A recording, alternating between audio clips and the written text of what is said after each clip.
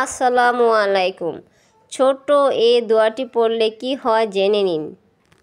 একটি তেজপাতার মধ্যে এই দোয়াটি পাঠ করে চাউলের ড্রামের ভিতরে রেখে দিন, দেখবেন আপনার রিজিক চারদিক থেকে আসতেই থাকবে।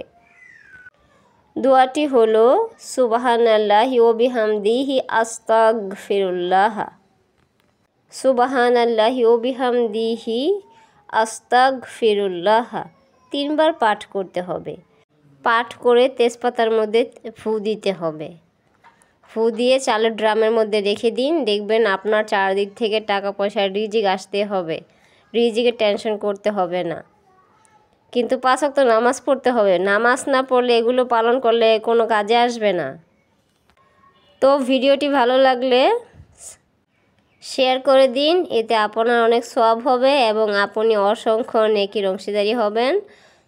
এতেও অনেকে জানতে পারবে এবং শিখতে পারবে এবং আমলটি করতে পারবে। তো সবাই ভালো থাকুন, সুস্থ থাকুন। আল্লাহ হাফেজ।